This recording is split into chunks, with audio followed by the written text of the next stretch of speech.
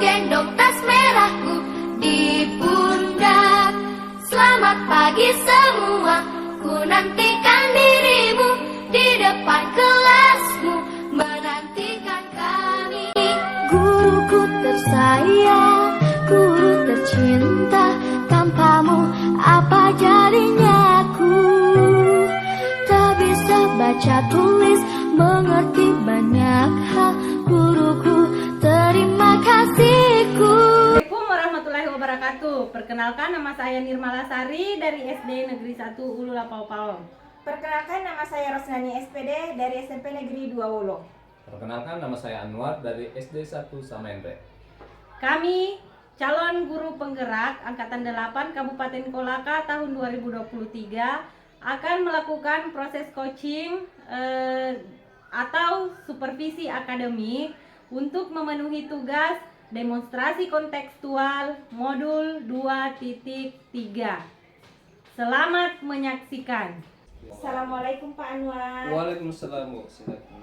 Oke, selamat pagi Pak Anwar. Pagi. Bagaimana keadaannya hari ini Pak? Alhamdulillah baik. Sehat ya Pak ya? Saya lihat dari muka-muka Bapak ini masih semangat-semangat ya? Ya semangat karena pada hari ini ada coaching ini. Iya, Untuk apalagi masih pagi ya teman-teman Pak ya? Ya, Masih betul sekali. semangat. Oke. Begini Pak, sesuai dengan jadwal kemarin ya Pak, bahwa hari ini kita akan melakukan supervisi akademik ya Pak ya? Iya, betul. Mengenai. Tapi itu setelah pada saat kita melakukan supervisi mungkin ada pra supervisi dulu ya Pak ya? Oh iya, siap. Iya, setelah itu Bapak melakukan coaching dengan mitra Bapak atau dengan rekan Bapak ya? Iya, betul sekali. Kemudian selanjutnya kita pasca supervisi lagi. Oke. Saat ini ya Pak ya, sebelum kita ke coaching, proses Iya. coaching, saya ingin mendiskusikan dengan Bapak mengenai rubrik penilaian dari dalam proses coaching ini ya, dari iya. supervisi ini. Seperti apa tuh? Ya, bagaimana saya akan Bapak harus bagaimana bisa pada saat Bapak melakukan proses coaching, apakah sesuai dengan alur tirta? Oh iya. Ya, bagaimana Bapak bisa mengeluarkan pertanyaan yang berbobot? Iya. Kemudian bagaimana respon coach Bapak? Apakah dia bisa merespon dengan baik dari pertanyaan-pertanyaan yang Bapak lontarkan? Oke, sebelumnya itu pula Pak ya, kita harus memahami dulu ada 3 prinsip coaching ya Pak ya, Iya, yang menjadi seperti rubrik penilaian saya. Yang pertama itu ada kemitraan, proses kreatif, Iya, betul. kemudian ada memaksimalkan potensi. Iya. Sebelum kita lanjut ke proses coachingnya, mungkin saya ingin mengajukan beberapa pertanyaan dulu ya Pak ya. Boleh. Boleh ya Pak ya? Iya, silakan. Oke. Pertanyaan yang pertama, kompetensi apa yang ingin Bapak kembangkan dalam proses coaching nanti? Kompetensi yang ingin kembangkan dalam membangun kemitraan dengan rekan coach, kemudian komunikasi yang efektif, terus menjalin kepercayaan ya.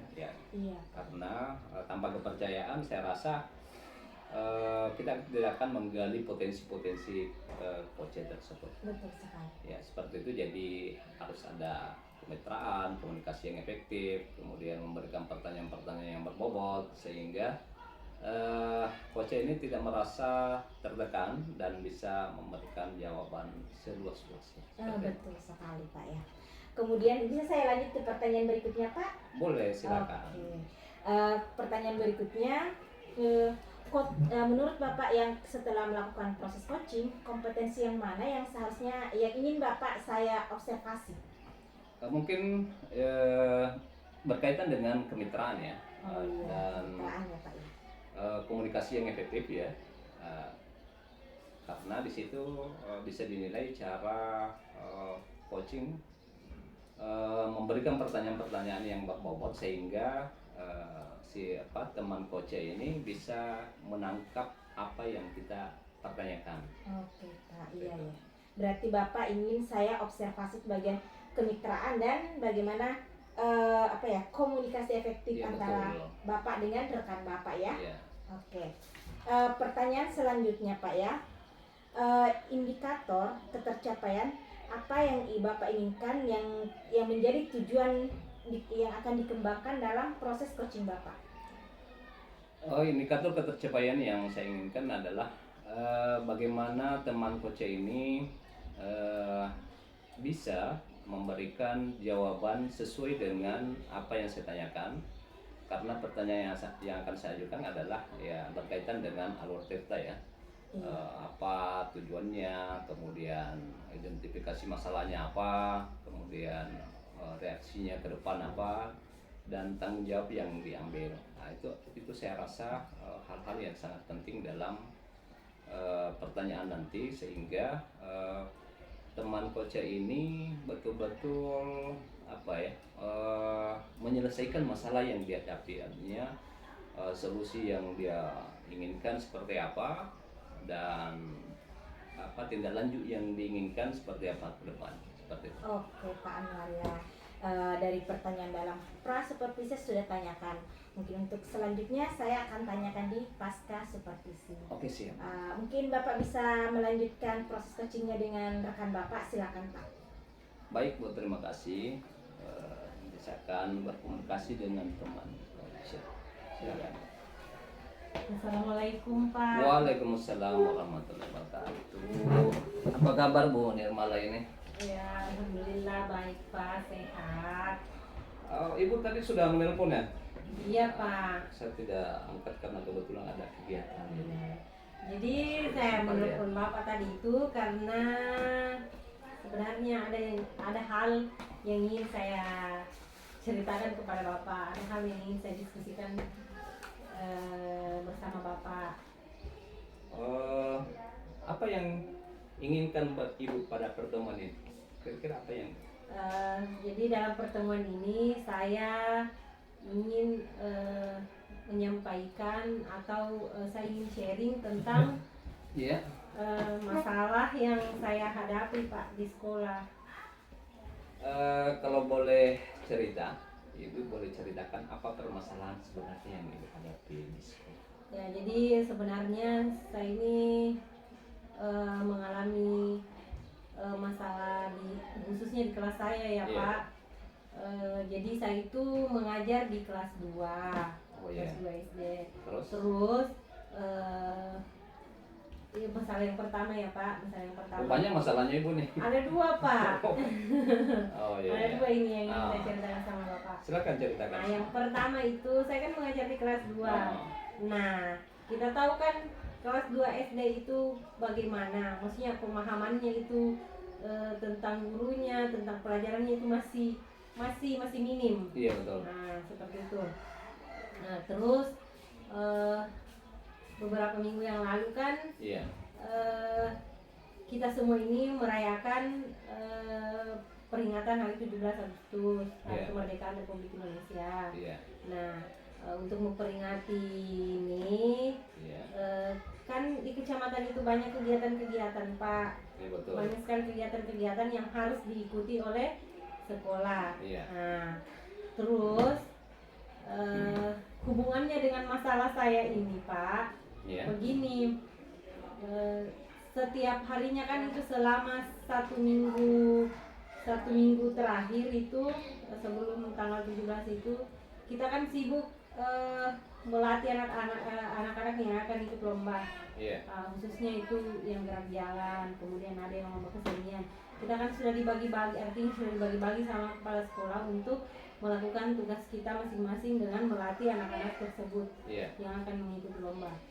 Nah, kemudian saya ini melakukan pembelajaran di kelas dengan cara menuliskan saja di papan tulis. Iya. Ya, saya tuliskan saja pelajarannya di papan tulis, kemudian saya meninggalkan ruangan. Oh iya. Kan kelas 1-2 tidak ikut kegiatan. Iya. Jadi mereka itu tetap belajar ya.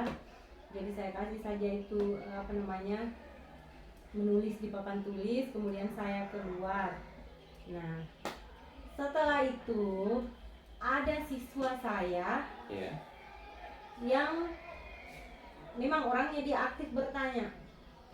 Nah, dia itu pas pulang Iya. melapor sama orang tuanya bahwa begini, di sekolah kita ini tidak pernah belajar. Kita katanya tidak pernah belajar karena ibu guru itu dia kasih saja kita tulisan di papan tulis, kemudian dia pergi. Ibu guruku katanya tidak pernah mengajar. Iya. Seperti itu. Kemudian hal ini juga disampaikan kepada guru yang lain. Nah, disampaikan juga kepada guru yang lain bahwa ibu guruku kan SD itu yang dianggap itu gurunya, bahwa yang wali kelasnya tahu saja. Iya, iya. Nah, ibu guruku tidak pernah mengajar, dia kasih saja kita tulisan kemudian dia keluar. Seperti itu ya. Padahal dia tidak tahu bahwa kita ini seperti itu karena memang betul-betul ada kegiatan yang harus didahulukan dulu, terlebih dahulu. Nah, Iya. seperti itu. Nah, yang tidak enaknya karena orang tua itu kan menyampaikan lagi bercerita lagi bahwa oh, anak saya tidak pernah belajar di sekolah ini, tidak pernah belajar di kelas ini karena atau di gurunya dia kasih saya tulisan, kan merusak citra, Pak. Iya, betul. Nah, seperti itu, Pak, masalahnya. Oh, jadi masalah komunikasi ya antara Iya. peserta didik dengan guru, kemudian peserta didik Iya. dengan orang tua Kemudian ya. lanjut lagi, Pak, masih ada sedikit. Oh, masih ada. Iya, Silakan. itu yang saya bilang tadi. Silakan. Masih lanjut lagi, masih dengan orang yang sama. Iya. Nah, kan pada saat itu juga kadang kalau saya tuliskan itu saya suruh menggambar. Nah, anggapan mereka itu kalau disuruh menggambar berarti tidak belajar. Iya. Yang mereka anggap itu hanya menulis saja yang dianggap belajar. Nah, seperti itu, Pak. Nah, ini yang membuat saya bingung. Permasalahan ini masih dalam kelas yang sama ya? Masih dalam kelas saya, Pak. Kira-kira ada berapa orang yang merasa keberatan dengan hal seperti itu? Ya, ada beberapa, ada yang memang belum tahu sama sekali. Kemudian kalau yang sudah paham, ya dia paham bahwa ini juga belajar. Iya. Tapi ada ya hampir 1/2 lah dari kelas saya itu. Oh, hampir 1/2 yang Iya, iya. mengatakan bahwa seperti Kalau model gambar seperti itu ya, tidak belajar, Oh, ya. iya, iya. Itu. Kemudian apa yang menjadi kekuatan ibu untuk menyelesaikan masalah itu? Artinya apa kira-kira langkah ibu untuk menghadapi masalah tersebut sehingga tidak ada lagi kesalahpahaman antara murid dengan ibu, antara orang tua dengan guru di sekolah seperti itu. Nah, jadi langkah yang saya akan lakukan, saya ingin berkomunikasi dengan orang tua. Orang tua kan ini Iya. sebenarnya dari 1/2-nya, tapi hanya 1 orang saja yang melapor begitu sama Oh, saya. iya.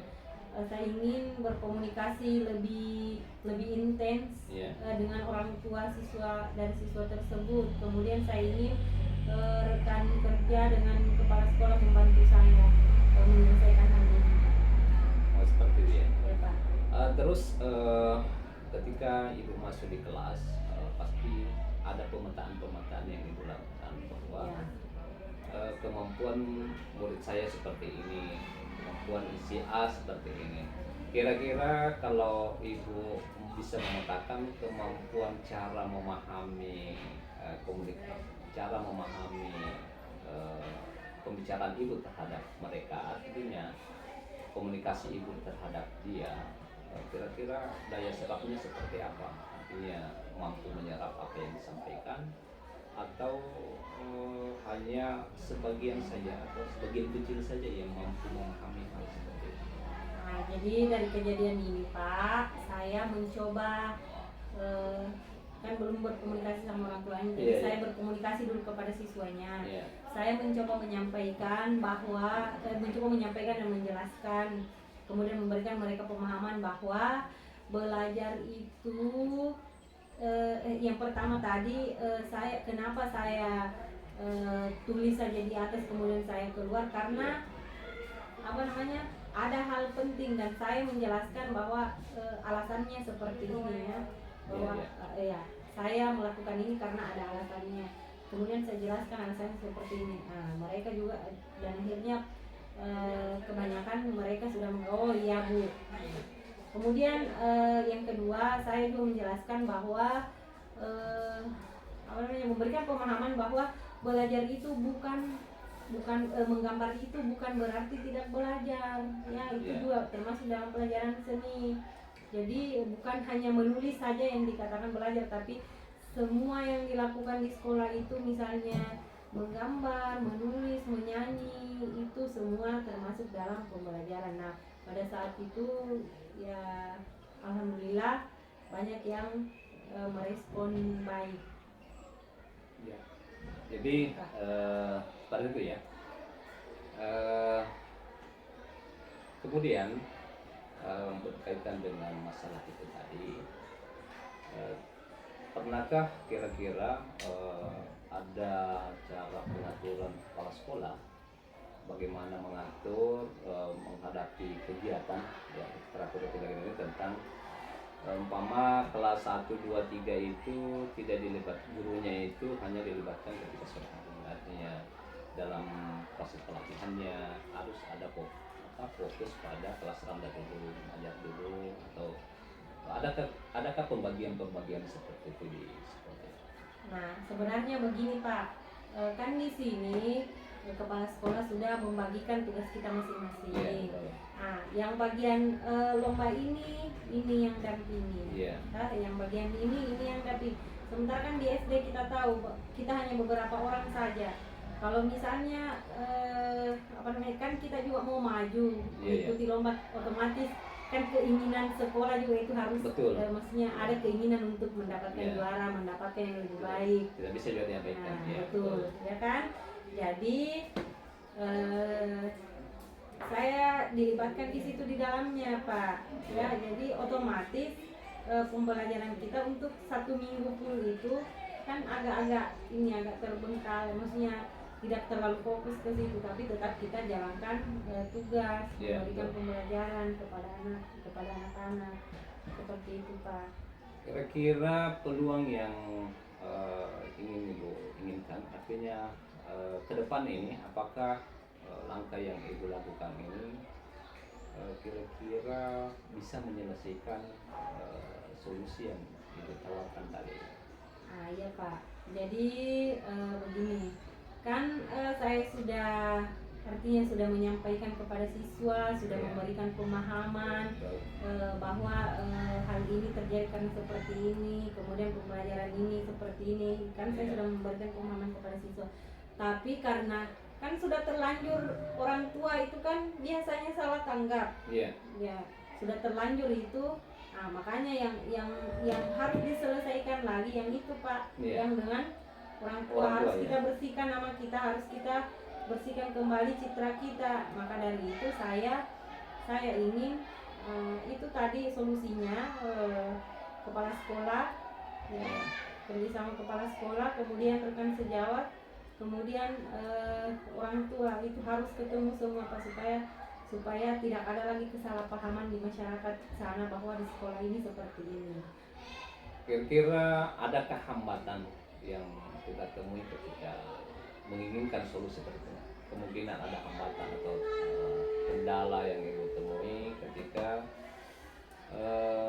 mencoba menerapkan solusi yang Ibu inginkan? Ya, jadi sebenarnya banyak hambatan. Ya, banyak hambatan yang saya hadapi dalam menghadapi persoalan seperti ini. Karena kenapa? Yang pertama hambatannya ini kesalahpahaman orang tua kepada guru ya, kepada kita, kepada saya sendiri, otomatis pemikirannya pasti lain ya. Nah, terus yang kedua masih banyak lagi hambatan lain, yaitu terkadang orang tua menganggap remeh lah kita ini, ya kan? Remeh.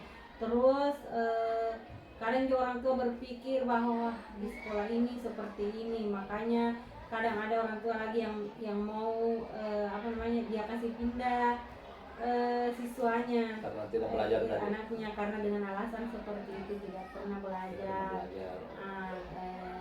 Kemudian dikasih katanya pembelajaran hanya seperti itu, ya kan, dipandang remeh lah ceritanya. Artinya tidak mengetahui yang sesungguhnya, tidak mengetahui apa yang terjadi sebenarnya, kemudian langsung menyimpulkan seperti ini. Jadi saya rasa harus ada itulah Pak, hambatannya, kepala sekolah juga pasti ada hambatan kan kalau mau bertemu sama orang tua, kadang juga molor terus waktunya, tidak pernah ya, artinya susah untuk ketemunya, susah untuk dijelaskan.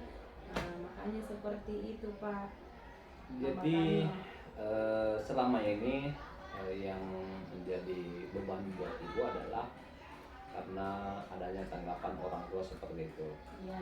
Kira-kira ada beberapa orang tua yang keberatan tentang hal ini karena menganggap itu tidak melakukan proses pembelajaran itu. Sebenarnya kalau dipikir ada beberapa itu Pak, sebenarnya tidak sampai ini. Cuman itu yang saya jelaskan tadi bahwa ada memang satu siswa, ya yang bercerita kepada orang tuanya, ibu guruku seperti ini, yang dilakukan di kelas seperti ini, yang di sekolah seperti ini, tidak pernah belajar, hanya menggambar saja. Nah seperti itu. Kemudian mungkin cek per cek juga ini siswa memang kadang kalau saya tuliskan di atas dia tidak menulis di bukunya juga. Nah itu pas saya cek lagi terakhir ya itu tadi. Dia tidak pernah belajar, makanya mungkin kalau gambar ada gambarnya, jadi mungkin anggapannya orang tua kalau dia periksa bukunya anaknya, wah ini anak saya ini sepertinya memang tidak pernah belajar, gurunya tidak pernah memberikan pembelajaran, mungkin dikasih saja menggambar, padahal cuman dalam satu minggu itu cuma satu kali saja dikasih menggambar. Kemudian dalam satu minggu itu saja saya tuliskan di papan tulis, kemudian saya keluar melatih. Dalam satu minggu itu saja, tapi sudah dijadikan sebagai patokan bahwa akan terjadi hal seperti itu secara terus-menerus. Intinya ini ya merusak citra guru lah, seperti itu. Karena orang tua tersebut itu pasti bercerita yang tidak-tidak, ya kan? Bercerita yang tidak-tidak kepada orang tua yang lainnya lagi. Artinya mungkin orang tua tersebut kalau tidak diatasi cepat bisa mempengaruhi orang tua dari siswa yang lain. Seperti itu mungkin Pak. Jadi apa rencana ibu ke depan ini? Apakah bertemu langsung dengan orang tuanya atau apa yang dijadikan prioritas artinya, atau memanggil orang tuanya ini untuk membicarakan hal tersebut sehingga permasalahan ini tidak dapat diselesaikan? Ya, jadi rencana saya ke depannya itu Pak, yang pertama saya membicarakan dulu kepada kepala sekolah, ya kan, kepala sekolah. Kemudian saya meminta saran, kan kalau orang tua itu mau dipanggil ke sekolah tidak harus kita sebagai guru yang langsung. Ada aturan bahwa mungkin lebih bagus kalau atasan dulu yang memanggil, kemudian kita dipertemukan semua dan membicarakan hal ini. Kemudian kalau bisa sebagaimanapun upayanya kepala sekolah agar dia bisa, agar orang tua tersebut datang ya dengan lapang dada dan bisa kita bertemu semua di situ, bisa dijelaskan semua apa yang sebenarnya terjadi supaya tidak mengundang lagi hal-hal yang tidak diinginkan di luar. Seperti itu Pak. Itu yang membuat ibu tidak nyaman ya, tidak tenang karena merasa citra guru di sekolah ibu itu tercoreng dengan adanya laporan anak-anak itu ke orang tuanya bahwa di sekolah itu jarang belajar ya, karena hanya dikasih tugas, menganggap bahwa dikasih tugas di kelas itu kemudian ditinggal. Nah itu artinya tidak belajar, gurunya tidak mengajar. Mungkin saran saya artinya sekedar saran. Ya. Mungkin ke depan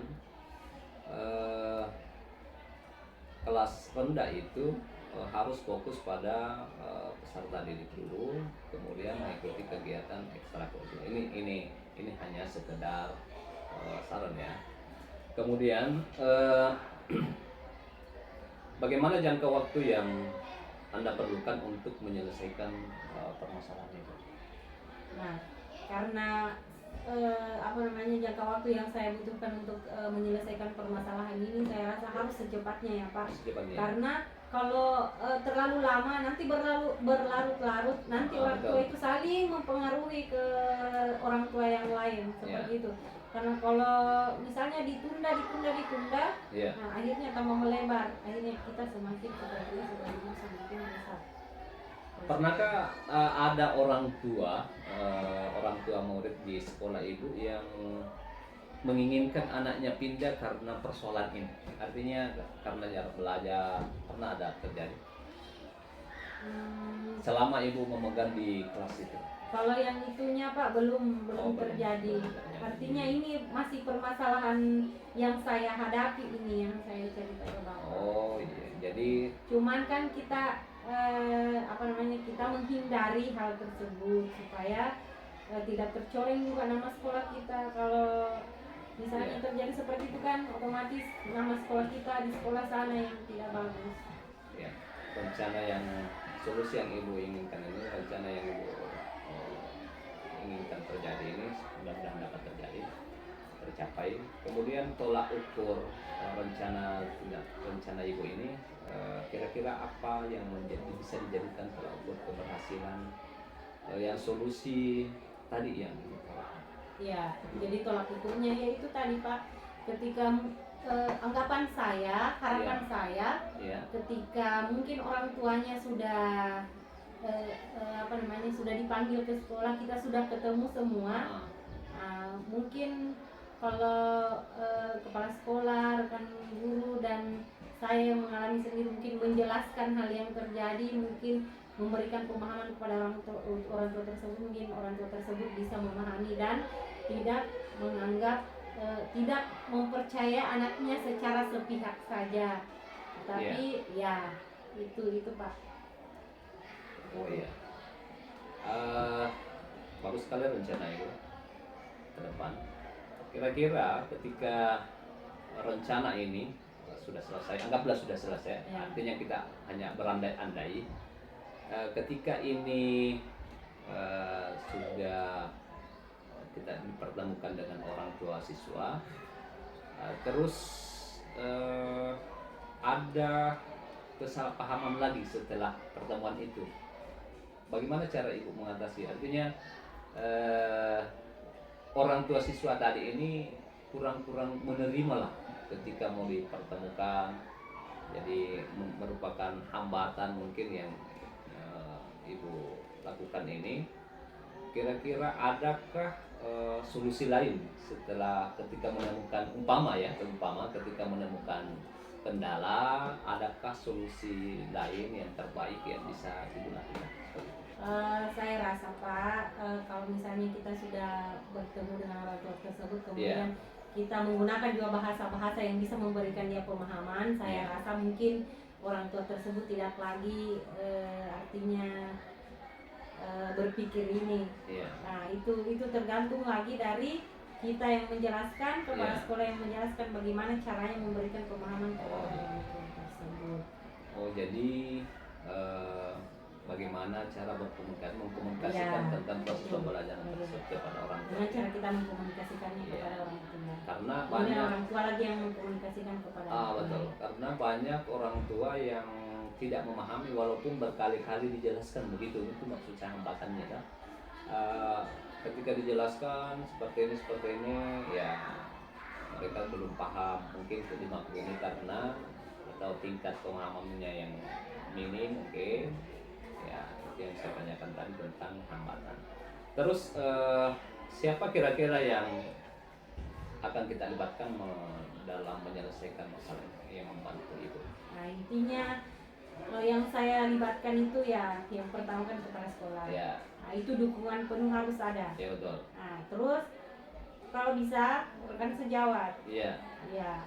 Terus yang rekan sejawat kan bisa diajak bekerja sama, bisa diajak bekerja sama berkolaborasi. Nah, terus orang tua siswa, kita harus berusaha bagaimana cara kita berkolaborasi dengan orang tua siswa. terus bagaimana dengan tindak lanjut setelah mengikuti coaching ini? Apa rencana itu setelah Ya, mengikuti coaching rencana ini? saya setelah mengikuti coaching ini kan Bapak sudah menjelaskan semuanya, memberikan saya membuka potensi saya bagaimana cara menyelesaikannya. Jadi dengan solusi yang tadi insya Allah saya akan terapkan secepatnya. Saya akan lakukan secepatnya agar semua permasalahan ini bisa selesai dengan baik. Jadi perasaan ibu sekarang bagaimana? Ya, perasaan saya sekarang Pak alhamdulillah sudah agak lega ya. Ya, Karena sudah menemukan solusinya. bagus. Apalagi di ruangan yang bagus ini ya, perasaan menjadi adem ya. Iya Pak, betul. Jadi saya rasa itu Bu, Hati adem juga. semoga rencana ibu ke depan, solusi yang ingin ibu tempuh itu bisa berhasil. Jadi Amin. tinggal saya tunggu hasilnya. Ya telepon kembali, jangan Iya, hanya Pak. menelpon ketika ada masalah. Ketika Iya, berhasil pun Pak. telepon saya ya. Iya insya Allah Pak, Jadi insya saya Allah. bisa. Kalau sudah selesai insya Allah saya Iya. akan menelpon Bapak lagi. Kemudian ya jangan bosan-bosan mendengarkan masalah saya. Oh baik. Karena sepertinya saya harus selalu mengadu ke Bapak untuk meminta saran, untuk sharing, Ya namanya juga untuk berbagi ya dan teman mendapatkan solusi. harus saling berbagi. Iya. Jadi seperti itu ya Bu ya. Iya, Pak. Semoga berhasil dan sukses menyelesaikan masalah ibu di sekolah dan tidak ada lagi hambatan-hambatan yang. Terima kasih Pak. Iya. Ya, saya pamit dulu Pak. Iya boleh silakan. Hati-hati di jalan Bu. Oke Pak Anwar ya. Bapak barusan saja melakukan coaching dengan rekan Bapak. Wah, saya salut Ya, Bu. loh Pak. Salut dengan cara Bapak memberikan coaching kepada rekan Bapak, ternyata sangat luar biasa ya Pak ya. Sangat bagus. Terima kasih Bu. Oke. Kita lanjut ya Pak ya. Setelah proses coaching, kita akan masuk ke tahap pasca supervisi ya Pak Oh, iya, ya. iya. Mungkin di tahap ini selain saya memberikan hasil observasi berdasarkan berbasis data yang memang bebas dari penilaian yang asumsi ya Pak ya. Iya iya.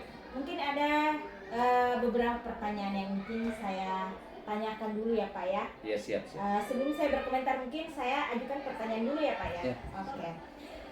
Saya ingin menanyakan apa saja yang sudah Bapak lakukan pada saat melakukan coaching ya Pak ya, yang menjadi indikator ketercapaian yang ingin Bapak capai. Tentunya dalam hal ini kemitraan sudah terjalin, Iya. komunikasi yang efektif sehingga bisa saya memberikan pertanyaan-pertanyaan yang berbobot buat teman coach ya. Jadi saya rasa sudah apa yang dilakukan tadi cair, coach juga memberikan jawaban padanya, yang artinya dia sudah keluarkan keluh kesah dengan solusi yang ingin dilakukan seperti itu. Kemudian pertanyaan yang saya ajukan adalah sesuai dengan alur cerita ya. Alur cerita ada tujuannya, kemudian mengidentifikasi masalah apa yang ibu tadi alami, kemudian rencana aksi ke depan untuk menyelesaikan masalahnya, kemudian tanggung jawab apa yang harus diemban oleh teman coach tadi. Oh iya, betul sekali Pak ya. Baiklah, berdasarkan catatan observasi saya ya Pak ya, Iya, iya. yang memang berbasis data dan insya Allah memang bebas dari penilaian yang asumsi, Iya. penilaian dan asumsi ya Pak ya.